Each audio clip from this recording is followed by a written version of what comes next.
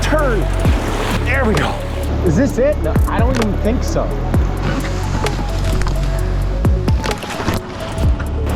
A little ominous. Oh, for crying out loud. Ooh. Ay, ay, ay. Ooh. Ah. No one's coming through here. No one's gonna be on the river. And that's my way out. Well, if you haven't seen this video already, this is a video about my 2-day winter kayak camping trip down a remote section of the Ottawa. Now, winter kayak camping, those terms don't usually go together, but this was early season. It was December. It was cold out. It was right around freezing. The water was right around freezing. There was ice in the bays. And so it was very much, this was winter kayak camping. Now, what I'm going to do in this video that's different from the original release I did a couple of winters ago is I'm going to provide some real depth to what's happening. We're going to watch the entire video.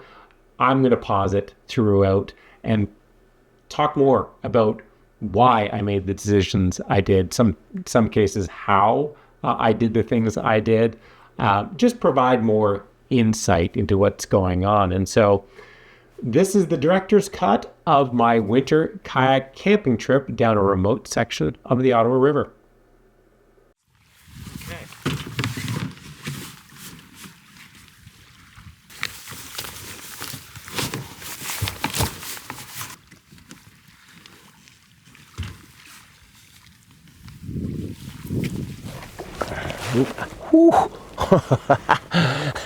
All right, it's a little fresher than my last trip.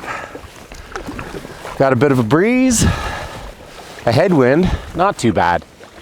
And the water is definitely a few degrees colder. It's quickly approaching freezing. I didn't think that I was going to get out for another camping trip, but haha, here we are. Just another one-night trip.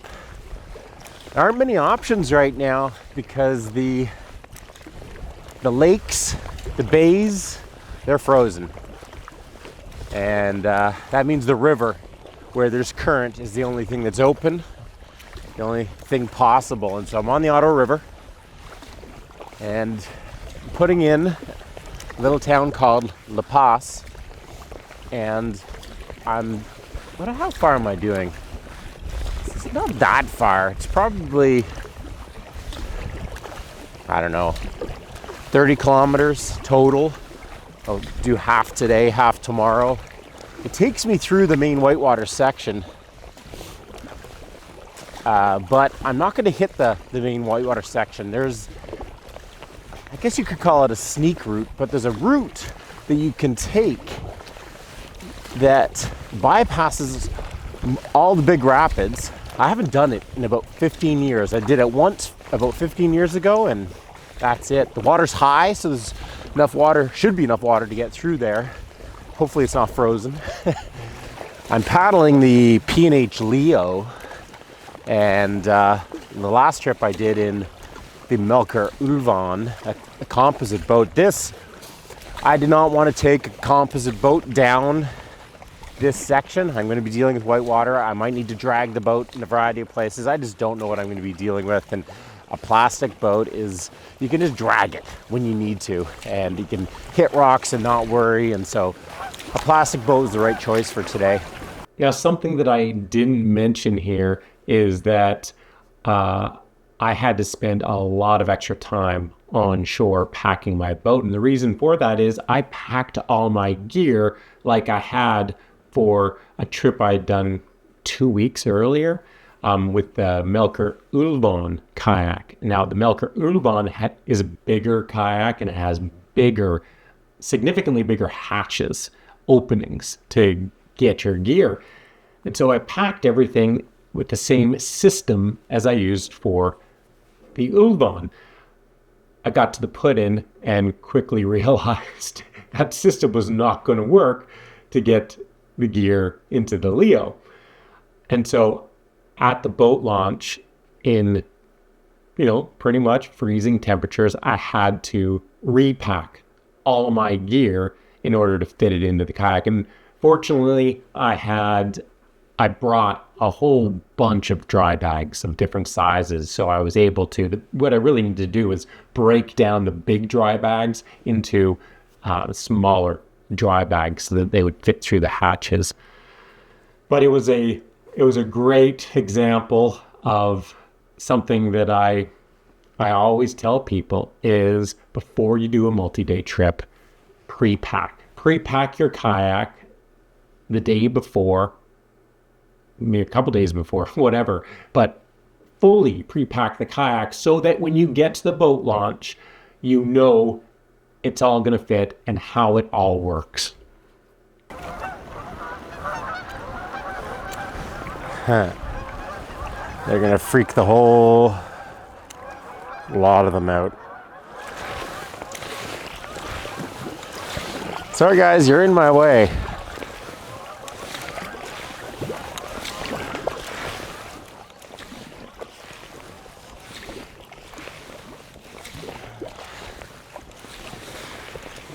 Well,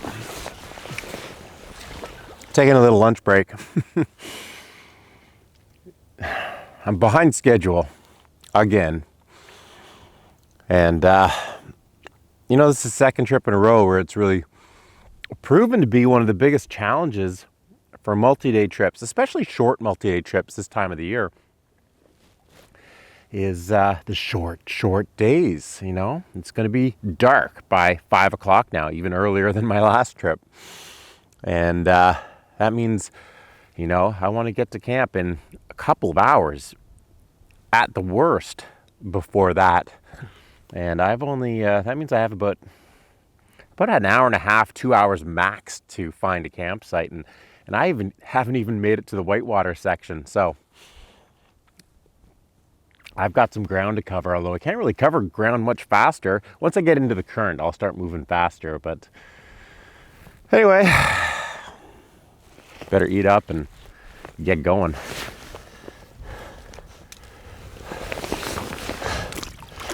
Oh.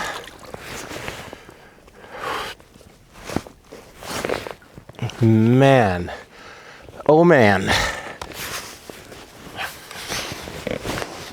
Oh, come on. Just need a little break right now.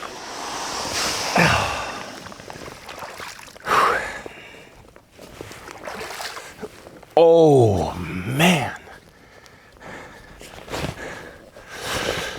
Well, these things happen. I cannot believe that just happened though. I just did a quick, have my phone? I do, good. I just did a quick flight with the drone. And I was flying back to home base. I was done flying around and I was flying back to where I could have sworn I was, but I was like, gosh, where is that big orange kayak? I thought it would be right there. And then I see it on the screen floating out in the middle of the river. And I realized, oh my gosh, it's floated away. I didn't pull it up far enough. And so I scrambled to land the drone, made sure my pockets were empty, and jumped in the water and swam across the river. Fortunately, my boat got hung up on the far shore because there was current that was just, if it didn't get hung up, it would have just kept going. Holy moly, that sucked. Oh.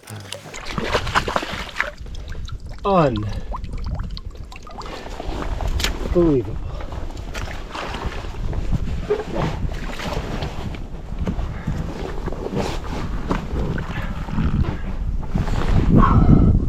Wow, that's cold. The dry suit did its job. I'm not wet. I don't even have a drop inside this suit. And so that's what's keeping me, keeping this from being a really dangerous situation with the kind of cold temperatures I'm dealing with right now. But my hands, my gosh, my hands were numb. Oh, they're starting to warm up in the pogies. Live and learn. I seem to be doing a whole lot of both these days. So here's a fun fact. In order to get the shot of me swimming to the kayak, I had to put myself through a little bit more pain because the camera wasn't rolling. And I was freezing by the time I got to the kayak. But at that point, also, I knew I didn't have any footage of me doing this. And it's one thing to talk about having to swim in those types of conditions, but, hey, a picture is worth 1,000 words. And so I decided, as cold as I was when I got to the boat, the camera was already mounted on the kayak. So all I had to do was flick the camera on, hit record, and then swim back out 20 feet and come back in. Now, I wasn't acting about the cold at all. It was miserably cold. I mean, I was holding on there. In particular, my hands. It blew me away because my hands were obviously exposed. How cold and numb and useless my hands became. And it's worth talking about the cold factor a bit more here. I was wearing a dry suit, and that was huge. If I wasn't wearing a dry suit, this would have gone from a highly problematic and somewhat dangerous situation to a very dangerous situation. But even still, I got incredibly cold just swimming a minute and a half or so in that freezing cold water because I didn't have a lot of layers on underneath my dry suit. And the reason I didn't have a lot of layers on underneath my dry suit is because I had a big day of paddling. I knew I was going to be covering some ground this day and possibly working to portage the kayak, and I did not want to be sweating inside the dry suit because you sweat inside your dry suit in cold conditions like this, it can definitely lead to being cold. And so I wanted to avoid sweating, and so I didn't overlayer under my dry suit. I wasn't expecting to swim. The layers I had were enough to, and this is the rule, enough from at least the rule as I see it. It was enough for me to it was enough for me to survive a swim in those types of conditions, which I did, but I wasn't comfortable. If I had more layers, I would have been a whole lot more comfortable doing it, and I could have stayed in the water longer with more comfort. But the trade-off to that would have been potentially sweating in the rest of the day when paddling and getting cold there. Dressing for cold conditions is really tough. But it's not a matter of comfort. It really is a matter of safety. Your dry suit in this situation, the dry suit was as important to my safety as my life jacket was.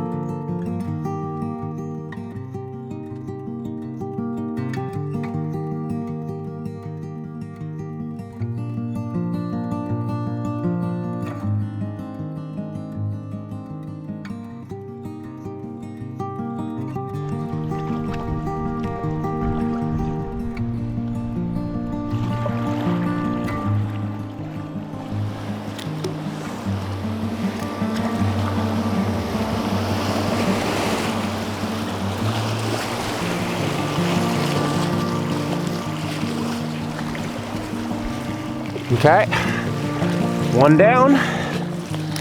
This one's a little bigger here.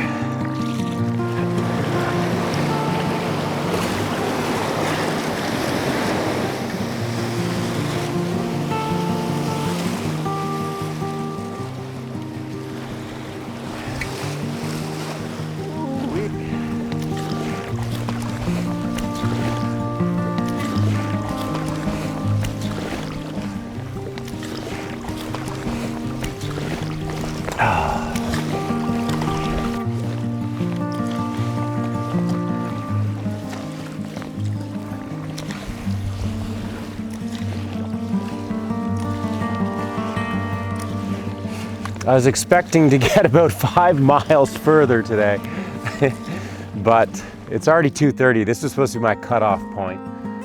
And so this place, I found a camp, someone's old campsite. And so I might, I think I will. I think take a look at it at least and call it a night here.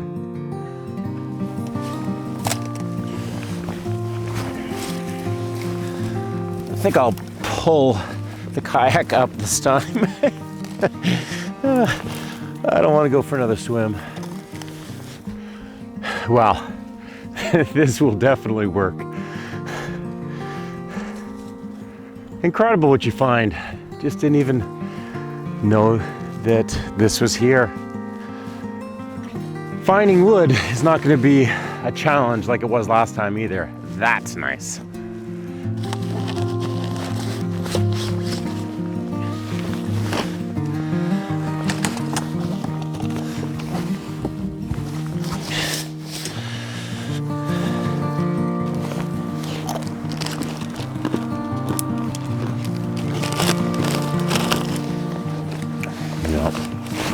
Get at her.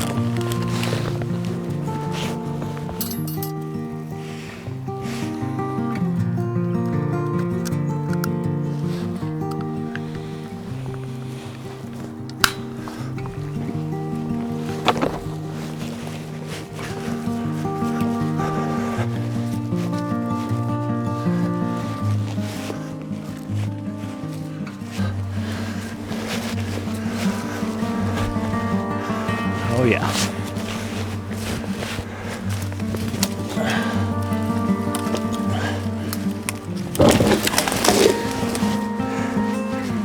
All right.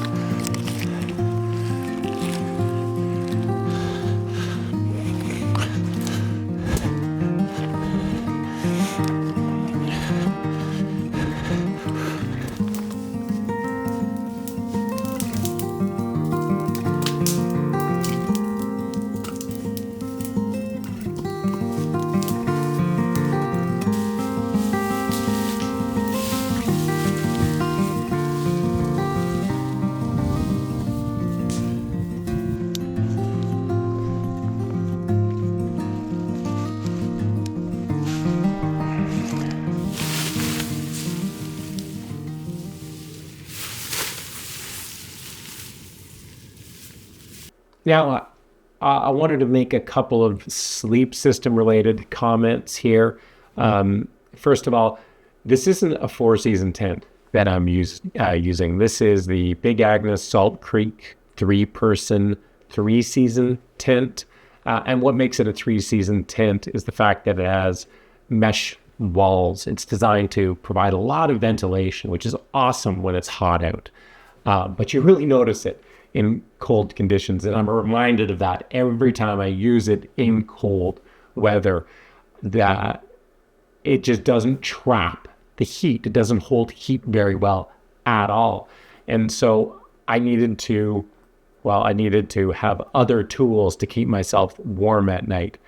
Of course, I had a very good winter sleeping bag, good to minus 25 or minus 30 degrees Celsius. And so that was absolutely key. But I also had 2 sleeping pads. I had one thick, comfy I don't mess around with little thin sleeping pads, especially in the winter.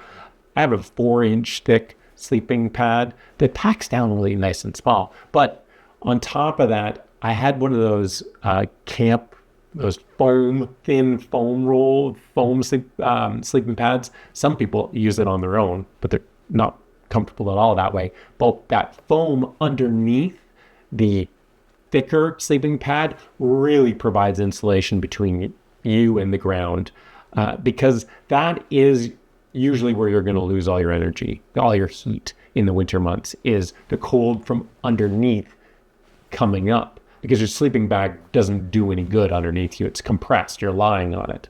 There's really no insulating value there at all. You have to rely on your sleeping pad. And by having that foam sleeping pad underneath my sleeping pad, there was no cold coming up, no loss of heat going down, and really made a big difference. I also wore wool socks, gloves, a toque.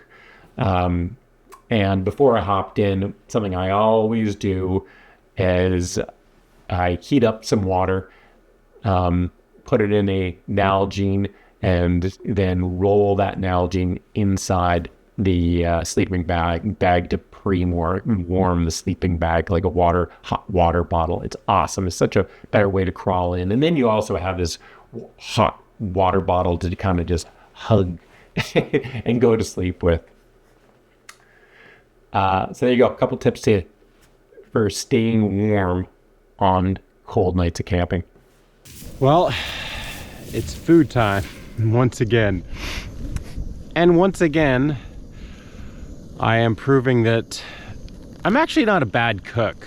And I do pretty much all the cooking at home. But when I come camping, I very regularly take the easy way out with a dehydrated meal. I don't know why. I like good food, but on a camp trip, I don't like spending my time cooking, especially on a trip like this where, I don't know, don't have much daylight. There's enough work to be done already. I'm sure I'd really appreciate it if I took the time. And actually, a buddy of mine, Chef Corso, who he's got a YouTube channel called Outdoor Eats, and it's all about eating well on the trail, in the outdoors, wherever. And he's a chef, and he's taken that expertise to the backcountry, and he would be so disappointed in me. But sorry, sorry, Chef Corso. It's just the way it is with me. I want you to come and prove me wrong. Show me the light, okay? Oh my gosh, let's see. Oh yeah. Who doesn't like dehydrated meals? Come on.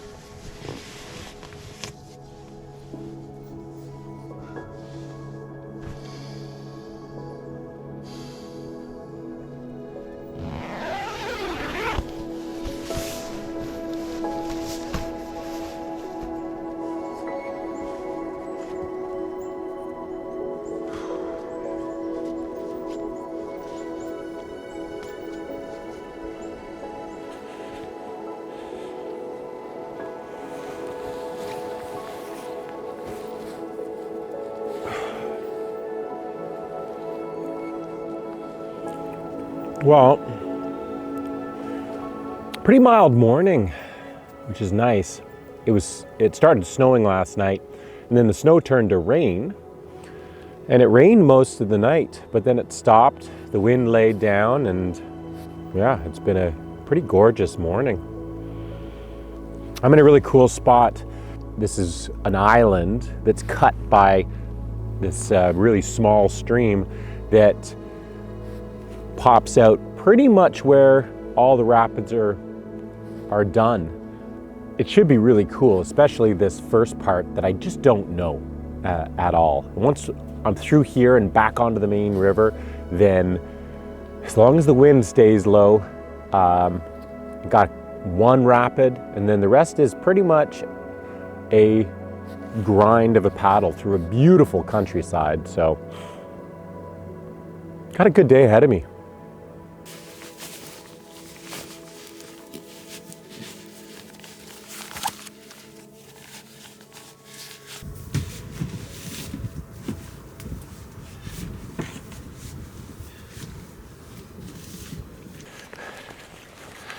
And we're off.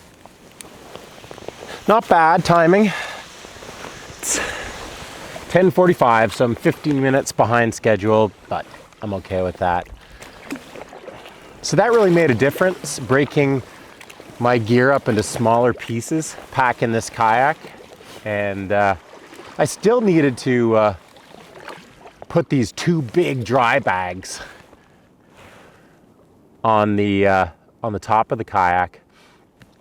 But I put the lightest stuff possible. I put that foam sleeping pad on here, my big puffy, what else is in here? My sleeping bag, the big bulky light stuff. And then the heavier stuff, I tried to keep as much to the center of the kayak. So when I was putting it in the bow or stern hatches, I'm trying to keep the heavier stuff close to the center of the kayak. It just makes it more maneuverable. When you have the heavy stuff in the ends of the kayak, it's definitely, it impacts the performance of the boat more than it needs to. So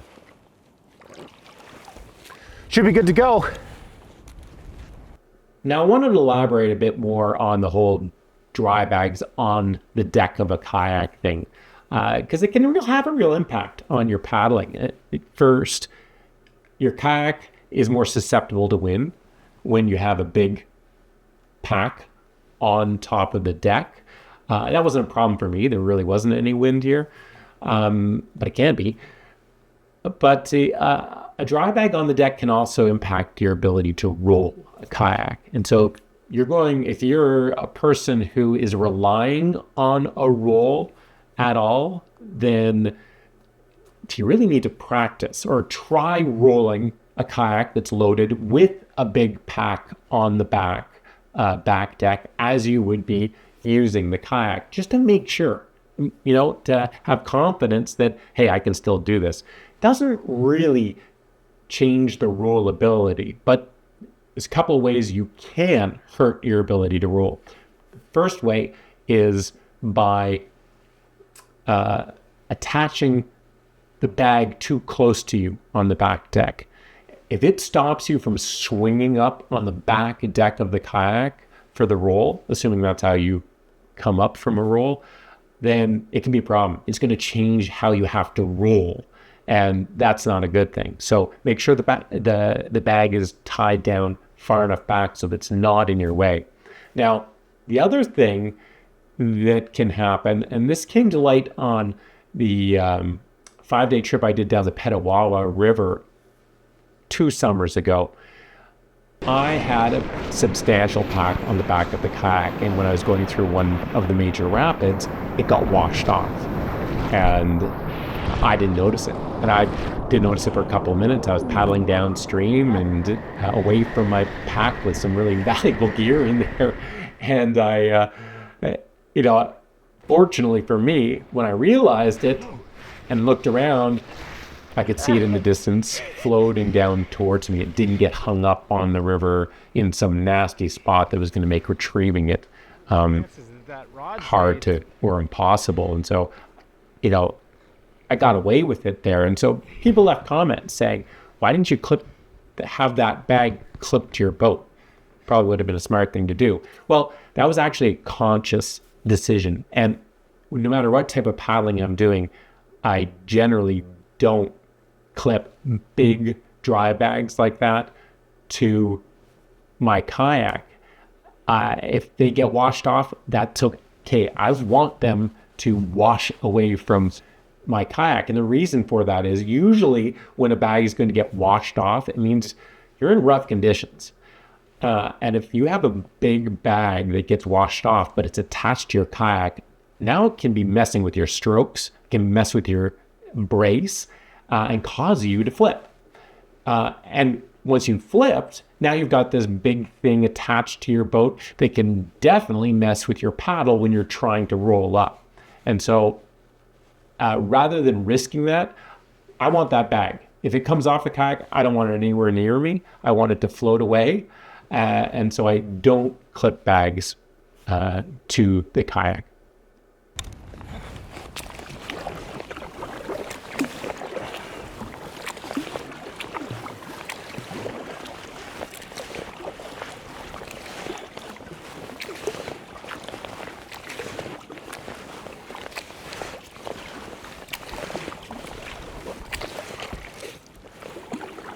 Cool, it's getting narrow, and I definitely hear some fast moving water here. Doesn't sound too loud. It's probably not a big rapid. Oh yeah, not too bad. Cool spot.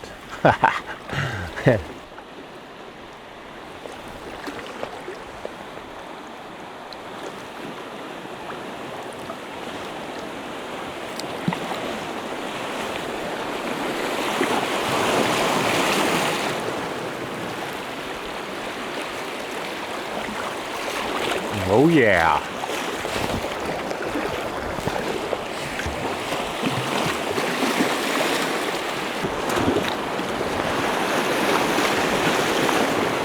Okay.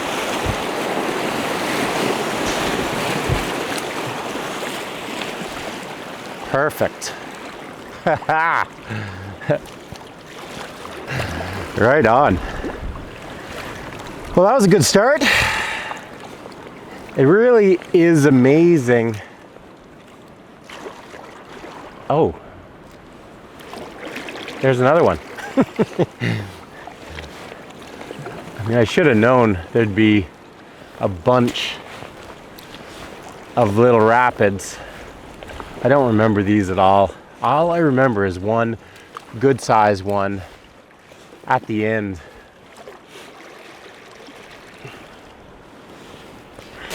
Interesting. This has got a big hunk of wood at the top. Can I get? I think I can get through.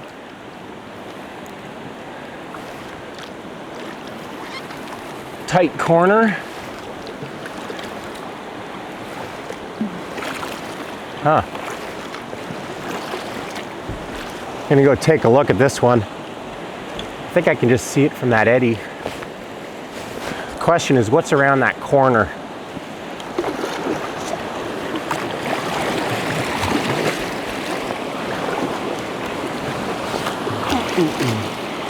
Wow. How can I not remember this? I gotta take a look at this.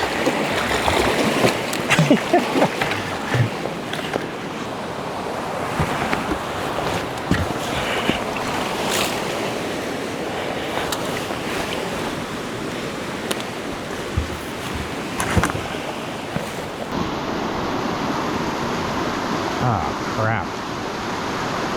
All right, well, not what I was hoping for.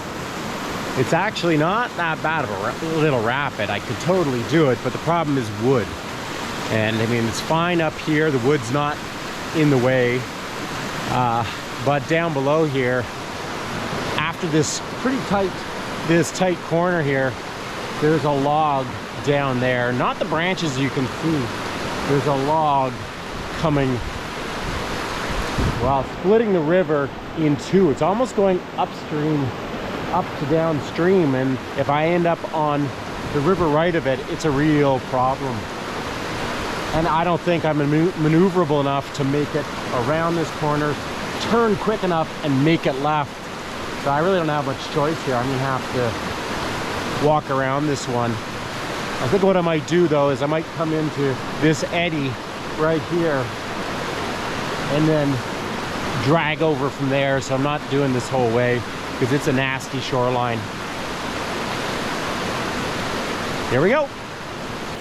Ooh, shallow. Didn't see that.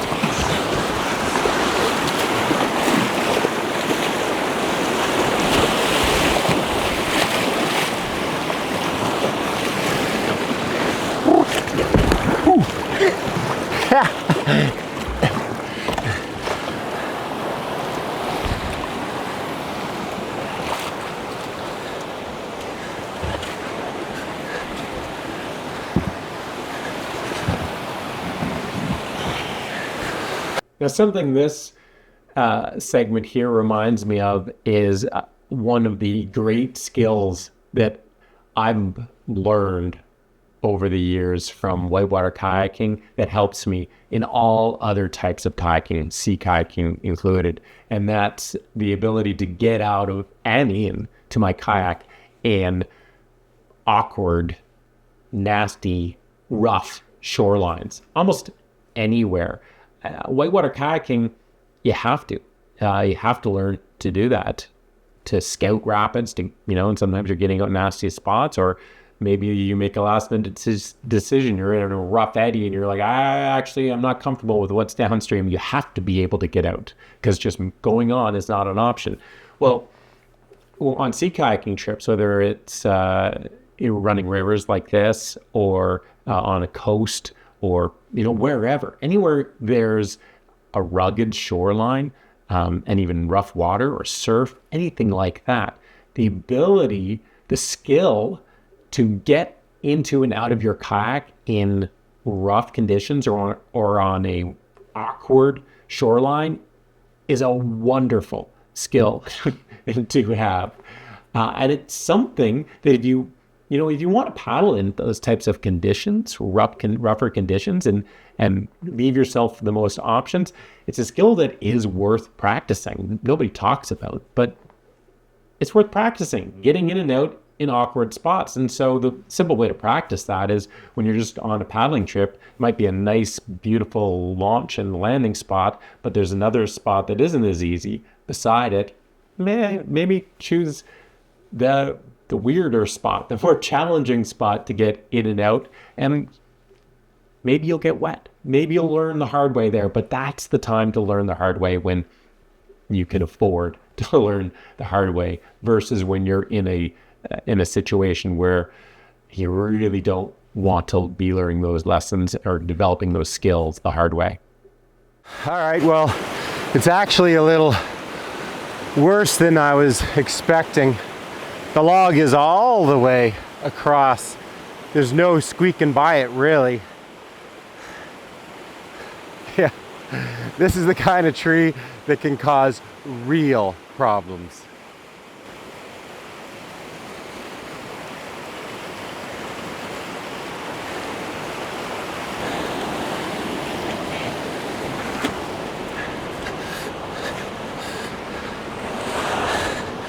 This is why I brought a plastic boat this time.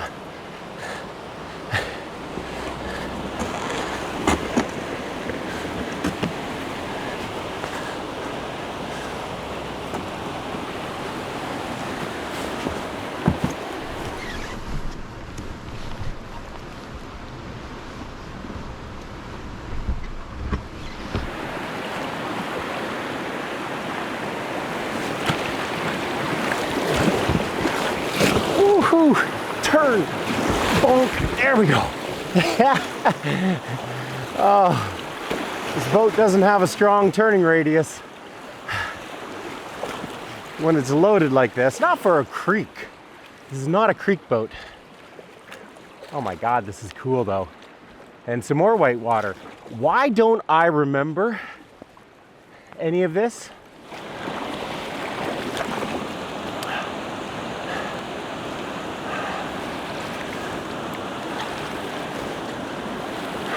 Another interesting rapid.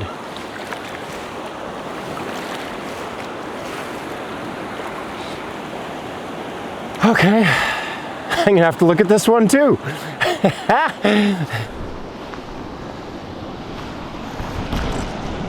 This is an interesting one as well.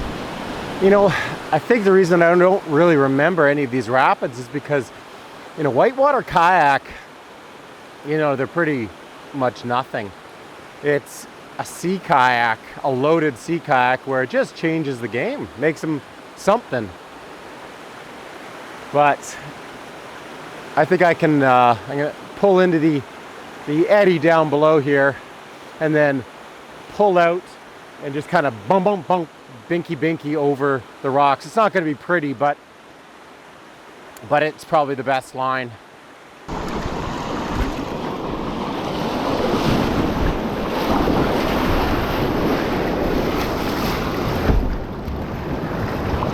Okay. All right. Ooh, there we go.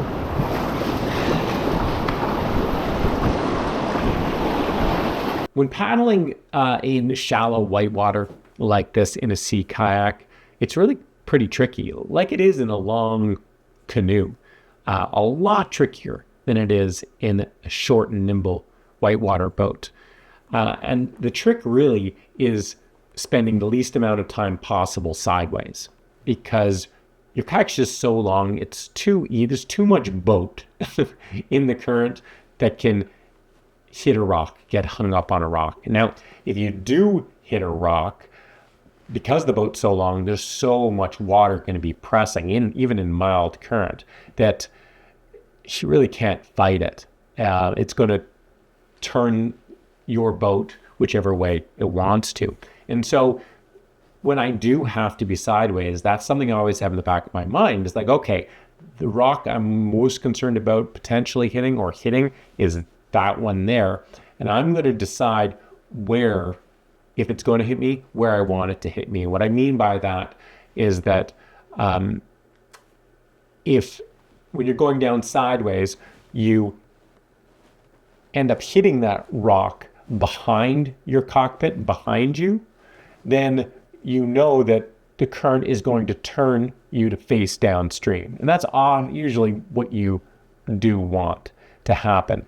But if that rock that I hit is, in front of me, maybe around my knees or my toes, then the opposite's going to happen. I'm going to get spun backwards. And now I'm backwards in the middle of this shallow rapid in a really long boat.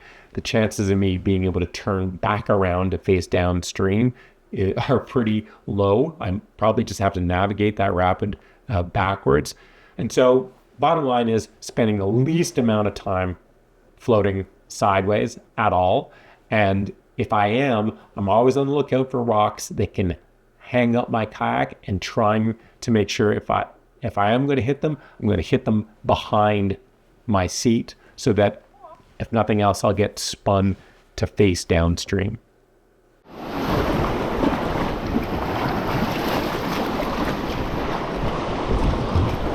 Oh, sweet.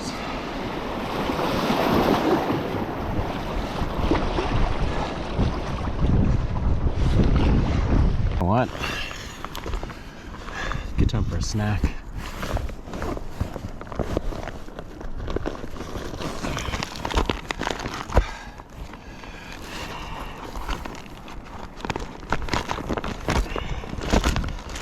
Oh, what do I feel like? Some coconut and, ooh, yeah. Apricots.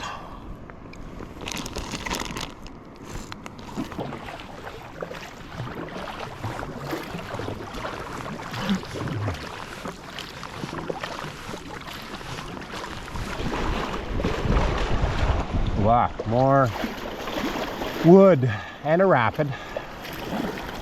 But there's an eddy I can pull over into. Yeah, I can make it through there and then catch that eddy on the left and scout from there. It's going right through the middle.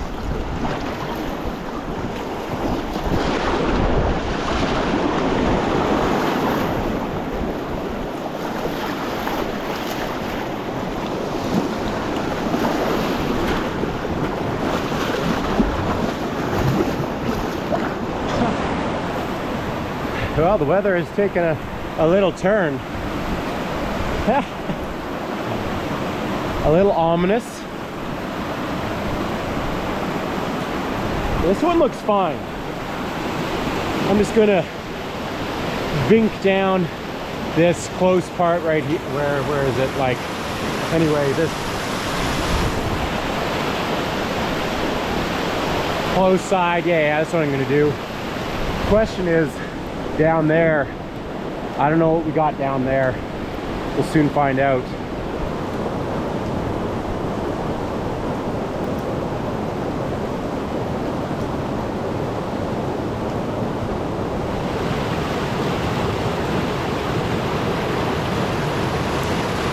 All right, this is a tough call. It's a sporty rapid. You know, in a whitewater kayak, not a big deal. Sea kayak, and a loaded sea kayak, it changes everything. The biggest issue is this actually drops a fair bit, and it's narrow. And there's a couple of spots that, if the sea kayak's nose got hit a rock and the boat turned, the creek isn't wide enough to let that stern pass through. Stern could then catch, and now you've got a broach situation. Both ends of the kayak are stuck in the middle of heavy whitewater. And that's a real problem. That's a real immediate problem, danger, scary situation. But then, even when you do get out of there, you've got a second situation, which is your boat. I'm in the middle of, no one's coming through here. No one's gonna be on the river, and that's my way out.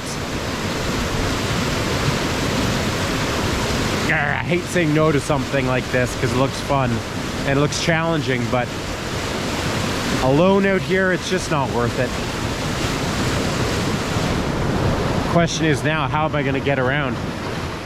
Now, I think this scenario really does a great job of summing up the difference between solo trips and group trips.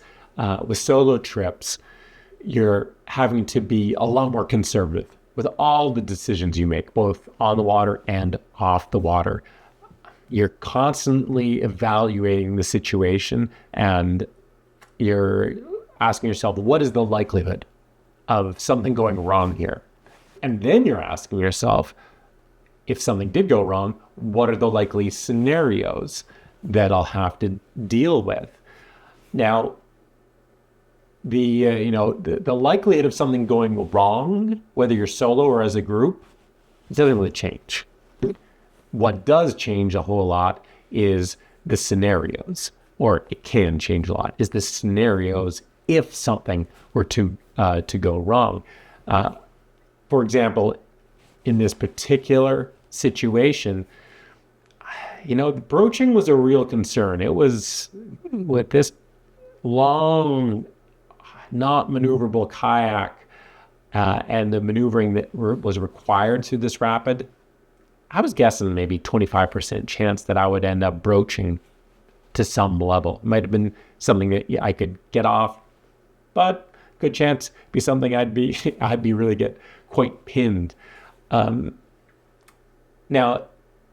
this would be a big problem if I was alone, because of the scenarios that I saw. What would happen if I was alone? Now, if I was with a group, with a friend, someone I trusted, they'd set up safety in that spot. And maybe we decide to do it because that person would be there to help you deal with that broach, to get your boat off, to help you get the person get out of the kayak if need be, to recover gear if that's the stage it got to. But in this case, if I got broached and I was alone, well, the broach situation itself is very dangerous. I could myself get pinned with the kayak.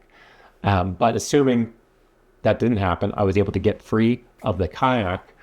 The kayak is now pinned in the middle of a rapid. And I had just learned firsthand how cold these conditions really are. These are not conditions that you want to be working in the water. And so dealing with a pinned kayak in this type of cold was not really an option. If that kayak did come off even, well, still loaded kayak filled with water that is going to probably get pinned somewhere else downstream mid-rapid. And I'd still have to deal with that. Just not the type of conditions. Not too cold to be dealing with something like that, even if everything else worked out pretty well. No good scenarios. And even though, the closest road that I could reach was only probably about a mile as a crow flies, but it was a real ordeal getting there. It'd be a bushwhack and swim across some significant water, and that kind of a hike and swim out for a mile was just not a realistic option in these conditions. And so very different thought process, evaluation of risk when you're paddling alone versus paddling as a group. You always, on a river, when you're ever on the water, period, you always have to be conservative, because when things do go wrong on the water, things can go very, very wrong very quickly. But when you're alone, there's just another level of exposure that you have to respect. And it means you have to be that much more conservative with your decisions.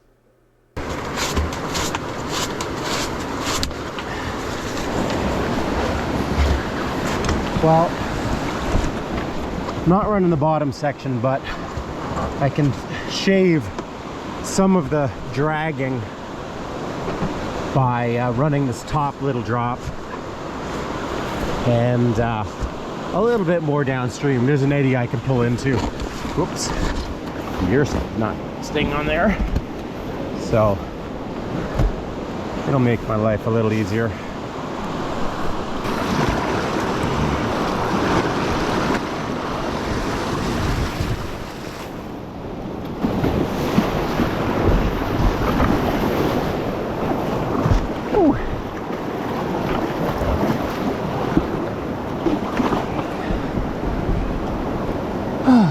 All right.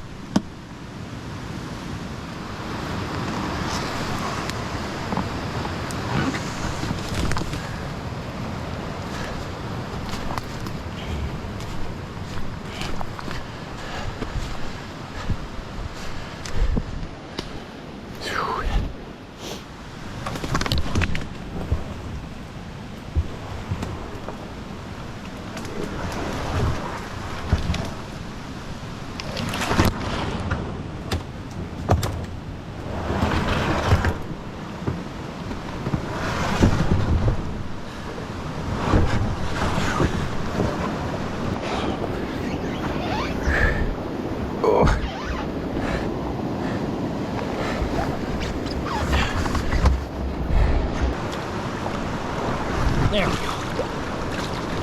Ay, ay, ay.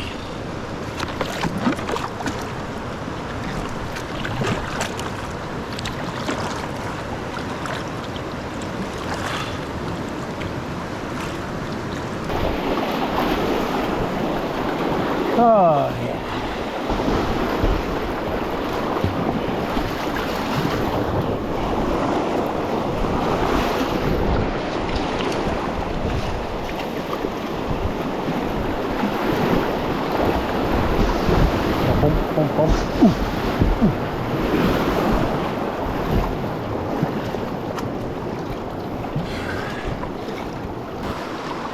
Yeah, I just have to bump and grind down the left-hand side to avoid that tree.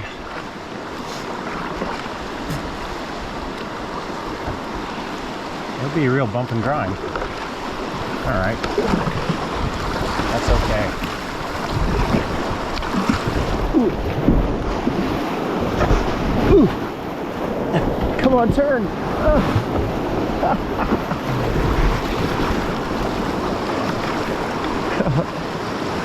That's the tree I was worried about. It's more than a worry. You can't go there. Oh, man. All right. I have made it to the Ottawa. Heck yeah. And I am so glad I didn't choose a composite kayak today, because wow, that boat would have had the tar beaten out of it. Oh, look at that blue sky. No way.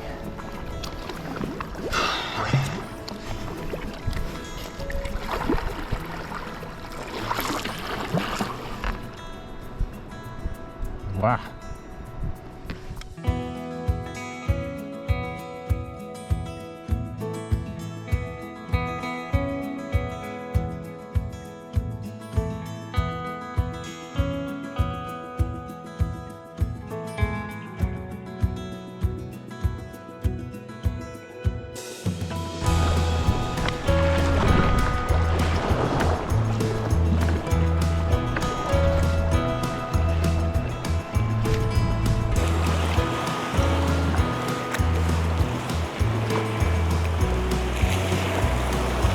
Well, I made it through the tough stuff.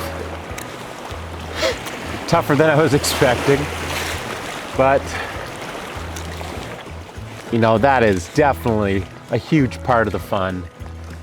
When an adventure becomes more adventuresome than you anticipated. But not too adventuresome. That was great.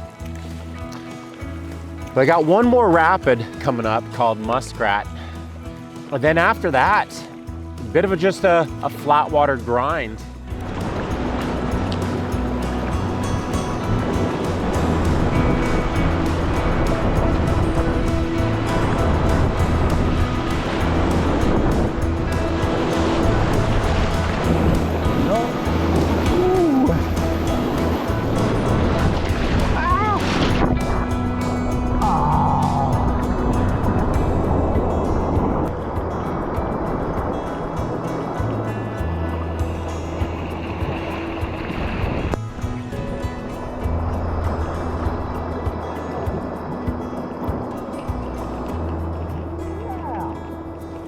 Well, it's probably as good a time as any to sign off.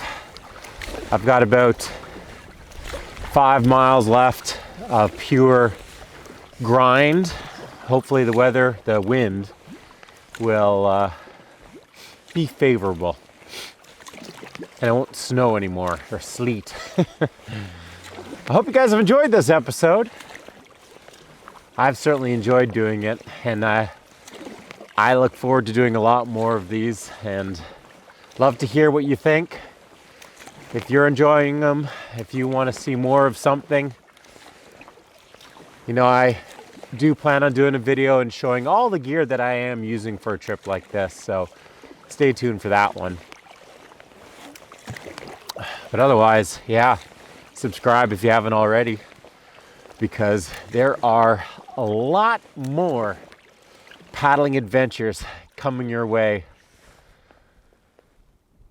But not for a few months, because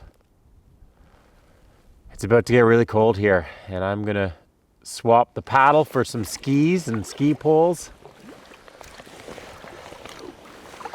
and start planning for the new year. And I've got some good trips planned. Love to hear where you think I should go. I really want to do a bunch more trips in the 5 to 7 day length. I got lots on the list, but love to. I'm always game for putting more cool trips on the list. So anyway, we'll see you again soon for another paddling adventure, gear review, or tip, or all of them together.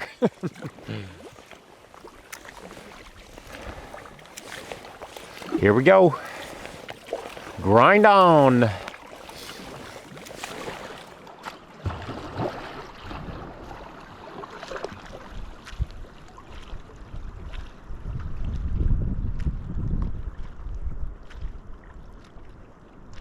All right, so this was a trip of adventure. And the adventure lasted right until literally the final shot of the video. When I was getting this final shot, I had in my mind, you know what? Just a flat water, beautiful flat water paddle out, but that's it. I'm done filming. I've got the story I want. I'm just going to get a parting shot, the concluding shot of me paddling off into the sunset. And so I set my camera up on a tripod, little mini tripod on shore to get this shot. And well, it ended up being a very expensive shot.